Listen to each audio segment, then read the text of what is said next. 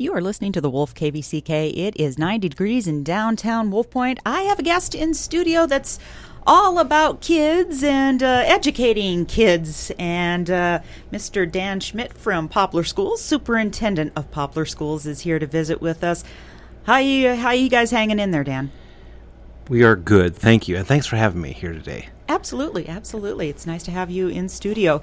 Now, are you guys actually in session, or are we starting next week? We start on the 27th. That will be a gold day for us, so students assigned to go to gold, and we'll talk about that in a little bit, but we'll be there on Thursday, the 27th. And I'm sure just like other school districts in the area, you guys have been trying to come up with a plan on how you are going to proceed into getting back into school. What have you ultimately come up with, Dan? So what we have is an alternating day schedule for half of our students. We'll have a maroon day, gold day, basically the alphabet split up and down wherever the break looked the best. And then we did some manipulating with that so that, family units stayed together as best we could on the appropriate days. And that's basically through K through 8. Now, then 9 through 12, we went with a split of girls and boys on maroon and gold day. The numbers were balanced, and we wanted to give it a shot with the research out there that says, single-sex classrooms actually perform better. So we're looking at that as a opportunity to try that out. But that's the basic plan, is to come every other day. And Fridays will be a remote learning day, so students in a remote status will have the opportunity to get appointments made and come in and work with teachers. Also, it'll be an intervention day for those students who may need extra help picking up to come in on Fridays and get that extra time. Now, when you say that half of the class will be in, the maroon side versus the gold, are you saying that like the maroon will be in class and the gold will be doing video conferencing? So no, not video conferencing, but the gold students will be in remote status on a maroon day and vice versa. So. Our hope is that as the days go forward and the routines get put into place, teachers will be able to get students to download all the important information from the lesson. Trying some flipping of classrooms so that the students are actually, reading the homework or doing whatever's necessary prior to the day of class. That type of situation, and then working as best they can offline because we don't have complete internet coverage throughout the entire district. That'll be the best way for that to happen. Now, what have you guys done to implement safety precautions in the school when kids and staff and everyone are there together? So our plan originally called for us to wear masks in common areas and hallways. Also, with just some screening, we really counted on we're counting on our families to really partner along with the schools and making sure that they're monitoring students as they before they even come to the bus stop or wherever, even to the school building. Making sure that there's no temperature, that all the coughs, sneezing, all the issues that accompany any type of the symptoms of the virus, are being monitored so that they actually stay home. That's the important part. Stay home if you're not. I mean, we feel like being remote on those days and having the ability for students to access classwork, even if they are out a day or two or however many it takes for a test to come back, if that's the case, they'll have the opportunity to still stay working. Just because you're isolated or quarantined does not mean that school stops. Yeah, and I'm sure since you have this plan in order, if a kid ends up with, tonsillitis or something and has to stay home, you can flip it around real quick and get them the work so that they can be at home for a few days, and a little bit easier than they would if school was regular at this point. Well, absolutely. That kind of takes away, a lot of those other pieces. But in order for them to get the work, and not be in school, somehow we still have to solve the internet solution. We're very thankful to Niemont for what they've provided and are continuing to offer. So I want to make sure I get that mentioned today, is that if you are needing in-home connection, Niemont has waived installation fees and equipment fees throughout the area for students in their home. And all you need to do for Poplar is to contact the central office, talk with Jessie, and she will get your name on a list, which then we send to Niemont, and then they come and do the hookup as needed. So we had 23 families take advantage of that last spring, and then that's back in force as of right now for this school year.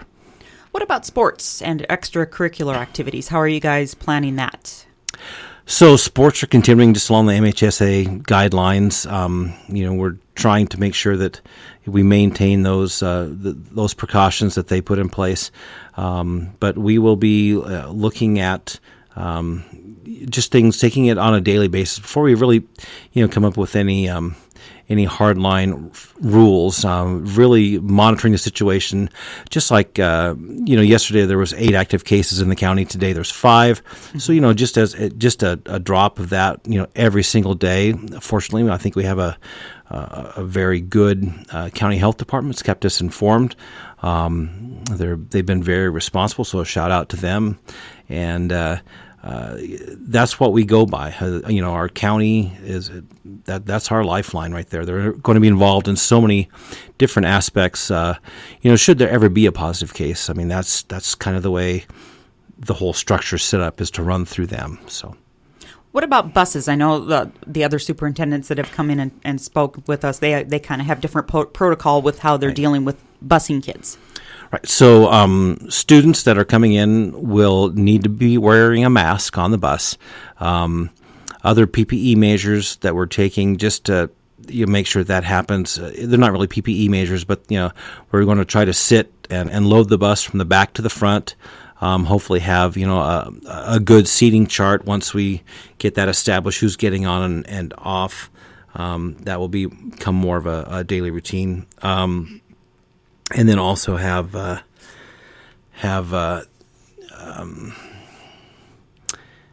I guess just the ability for them to be on the bus and maintain safe distance, family pod seating as much as we can, and then we have half the kids getting on the bus every day too. So that's there's a lightened load all the way around where that's concerned while we're in this time frame of the virus. Now, the most important thing to kids is recess. How are you guys dealing with, all those little kids out there, enjoying themselves out on the playgrounds? That'll be monitored a little bit closer than it has been in the past. The number of students that are allowed to actually go out, how that will look. It's much like even our lunch process or things of that nature. Teachers will have the ability to make those adjustments, or even schedule those adjustments throughout each week. Let's just say a teacher is going to choose a day to eat within their classroom. They can do that, and also be there, working around the same activity schedule for being out on the playground. It'll be a change. It'll be a change, but I think everyone will get used to it and be a lot more sporadic, fewer children on the playground at a time, and we'll make that work. Yeah, ultimately, it's just basically kind of getting kids into the routine. And once they have the routine down, then it should work like clockwork until something changes. And that's right. And kids are great at change. They really are. They're so adaptive for the most part. You can get the big groups of kids to really follow along. And once they just know what the expectations are, they're usually very willing to meet them, especially in a time, when there is a heightened sense of awareness for something like coronavirus. You guys have been trying to implement all these different measures and take a different pathway on teaching, just like every other school district. I guess what would you tell parents your ultimate goal is and how you are trying to protect everybody? I guess give them a little reassurance. Well, just knowing that all of our measures in place. When you come into our building, Parents will have to just stay isolated at the entrance. They will need to wait for the students to come out to them. I mean, that's a different opportunity there. But even if there are situations where a parent must come into the building, we'll have our measures of, masks available, hand sanitizer. We'll get those things put in place for them to make that trip through the building should it be necessary. Have you guys had to hire any extra staff just to take care of all of the extra measures that you're having to take? We haven't actually hired any extra staff. We feel that with our plan going every other day, we actually have more hands on deck for fewer kids. And so that we're counting on that to really be a big positive for us, is that we can actually spend more time with each individual student every day that they're in school and address those issues they may have on the work that they're doing at home on their off day. Way, or implementing days of the week a little bit differently too. You never know what might come out of this that might be a positive too. And that's true. But I think for the overall health of all communities, I mean, we've got to still think about getting families back to work if that's what they're so choosing to do. And the school can't be an impediment to that, saying, well, no, you have to stay home with your child. That's not necessarily. So, yes, we are trying to create a way and maybe look at something in the future, whatever it might be. Maybe there's a whole bunch of different ways that could happen. But, I think the school will need to be really conscientious going forward about how we treat our families and let them, know that, their livelihood is just as important as their students being in our school. Do you guys have a distance learning option that parents can opt into? Well, we do. So that's part of our remote status. So students that are not going to be attending on campus at all will have an opportunity to be completely remote. And so K through 12, we're utilizing our Acellus program, which the district has had for a number of years. I think this is our 5th year in it. But that is one option. And there's also going to be that check-in with teachers using Google Classroom and the measures that are provided there if they're just temporarily remote. So, what about cleaning the school? How are you guys doing? Anything extra, different, more thorough? I'm sure you are. Well, so yes, we did adjust our custodial schedule around. It was a very traditional model previously where everybody came in after the kids were gone. There'll be more custodians on during the day, cleaning down the highly touched objects, making sure that trash cans and things are emptied. It'll be an opportunity to really change a lot of that methodology, and the processes, and improve upon our processes. So the biggest thing that we started with, is that we have purchased a chemical fogger back in February when we had to close school for a day for an unknown circumstance of illness. No one can actually identify that one, but lots of speculation. Mm-hmm. But so we did close, and then we went and basically used that fogger throughout every building, every classroom, and so that's become a part. And we've actually been able to procure a few more of those foggers for the building, so that could be increased to a daily use. And that's also another measure that we use on our buses. So every bus after the end of the route, the morning or the evening route, they will go ahead and disinfect with the fogger, as well as do the other portions of cleaning that are required. What message would you like to give to the kids that are going to be coming back to school? Be ready. Be adaptable. Be flexible. We're looking forward to having you. We want you to come to school. I think we're all just excited that, yeah, this is new, and this is something that we've never done before. The changes that we're being, forced to make, or aren't all necessarily a bad change. They're going to be very good for a number of our students, and we're excited to make that happen. And our teachers have been extremely. They've just been a blessing. I mean, all their help and willingness to chip in and attend extra training for online learning and just a number of things. So, yeah, we're blessed in Poplar. What about message to teachers and staff that you might have? Well, it starts Monday for new teachers. Don't forget.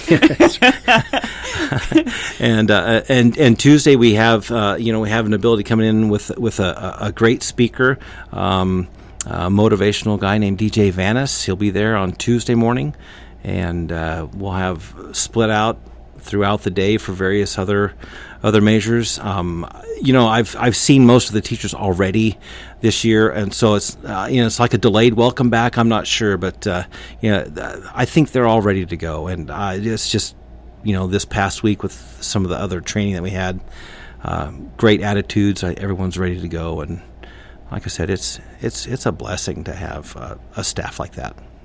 I've heard kids are happy to be able to see their friends again and everything like that. But I've also been hearing that teachers and the students have missed one another too, and that's a good sign. Absolutely. I mean, relationships that you build with your teachers are ones that remember. I mean, most of us can go back and name every teacher we had, from kindergarten on, and that's what happens in school. You develop such big relationships that they are memory lasting. They are there through it all. And we've covered kids and teachers and staff. What about parents? What message would you like to get out to parents? Parents, you are always welcome with your input. And at this point in time, it's hard to come and voice that input. I mean, those measures are going to be a little bit different, but email, be on our website, commenting. Through that, there's a way to access my email through the website, but everyone's welcome to go to dan.schmidt@poplarschools.com and send me an email. And just that most of our information right now is going up on our website, which is poplarschools.com, and our Facebook page. And there's usually a link from everything from Facebook back to the web page. So it's all there. Looking, if you have questions or uncertainties, start with your building administration and offices. That was a recent post just this morning with those numbers. So if you need to look at that, really just feel free to make contact with us. We've expanded our homeschool coordination this year. We've actually changed the entire structure to a family and school support system. So those employees will actually, be counted on to really make a lot more connections out in the home this year, getting out and making a difference, especially when, people are hard to reach. We want that ability to stay in touch and make sure that everyone's safe and ready to, still have the ability to come and learn, as they need to. So. And Superintendent, make sure you keep us informed too, because we can get that information out there right away in the morning if there's a change with the weather or anything. Right. We'd love to be able to help out and get the word out. And I know Coy, he sends us his updates for athletics, and we love hearing from you guys. So, well, we'll be happy. And yeah, I think Aaron had mentioned too that just shoot a little voice memo of whatever's going on. You can play that out, and yeah, those are all great things. Happy to do that. Great, and we wish you a wonderful school year. Hopefully, everything goes off without a hitch. I think that's probably hoping for too much. Too many people involved and too many other circumstances affecting you guys. But I'm hoping it goes well and that you're seeing a lot of smiling faces coming into the school. And I'm sure we will. Anything else you'd like to pass on to the public right now? No, other than just if you do have questions or comments, please feel free to call the school 768-6600 or get on that web page and send us a note. Perfect. Well, we thank you for coming in, and we invite you back anytime you'd like. All right. Thank you. Appreciate it.